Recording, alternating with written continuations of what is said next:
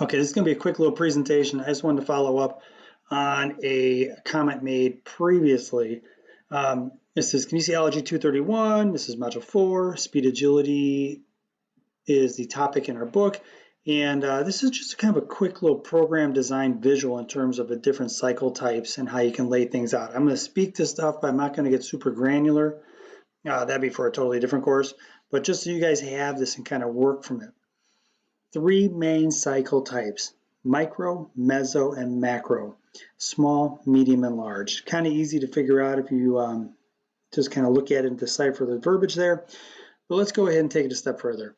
When we look at a microcycle, I always say, like, think microscope, think itty bitty, think small, very granular, right?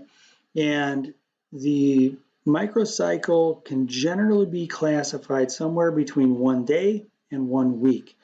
And when you look at the different workouts themselves, 1 week can encompass a week leading up to a competitive event, say like a football game on a Saturday or a baseball game on a Tuesday and a Saturday.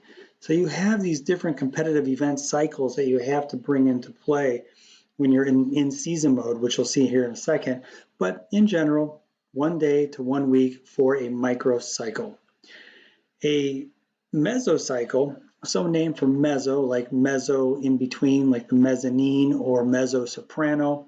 That will be longer than a week, so you're talking 2 weeks or up to several months in duration. And microcycles, if you put a few of them back to back to back, or back to back even, you'll have one mesocycle.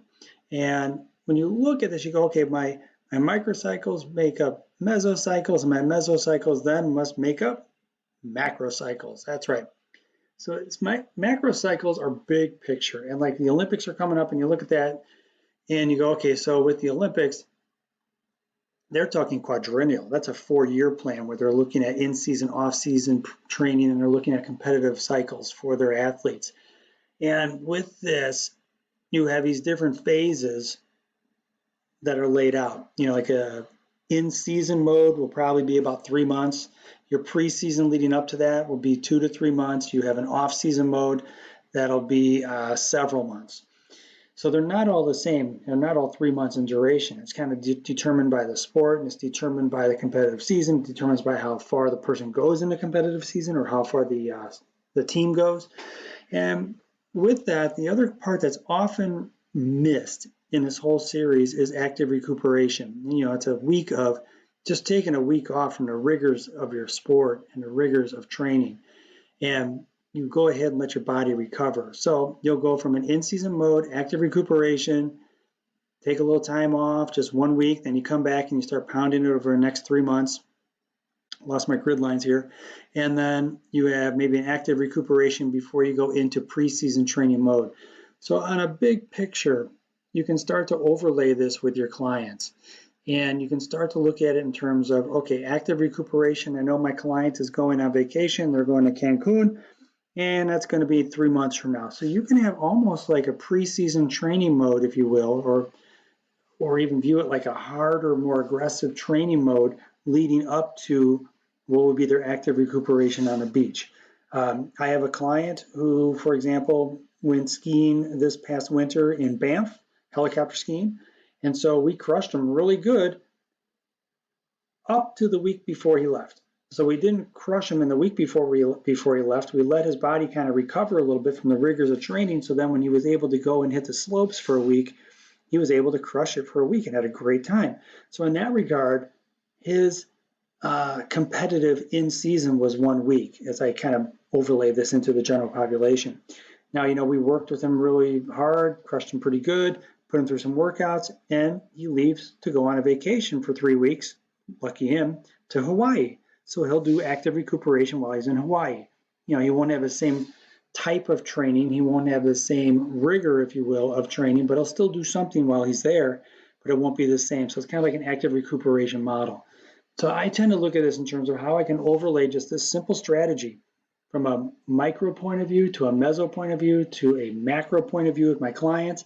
How can I layer in or time in their active recuperation, like vacations or trips or skiing, to help them in their endeavors? One of my clients, he he wanted to play adult league basketball. I know I referenced him previously in a different presentation. We took him through a pretty aggressive preseason, put your fingers in quotes, training mode. And then when the time was right, we kind of backed him off. We did a little active recuperation, and then he went into his in-season mode and he played basketball over the winter for I think 6 weeks. And now he wants to come back, train again for a preseason mode to get into in-season mode for baseball. So you can kind of get an idea how you can manipulate this to use it with your clients, or if you coach other sports for youth, like youth sports, you can use this as well. And it just takes a little bit of rethinking to kind of wrap yourself around the idea of looking at something big picture and how you can take your athletes and manipulate the training variables.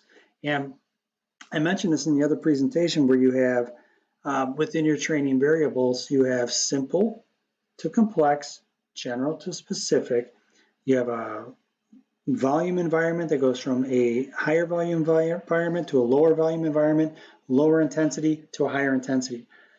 What you normally will see is during like an off-season mode, that'll be higher in terms of volume. You're setting the foundation. It's more generalized training. As you go into preseason, it becomes more specific. And when you're in season playing your sport, it can't be more specific than playing your sport, right? And your volume parameters change from off-season to preseason to in-season.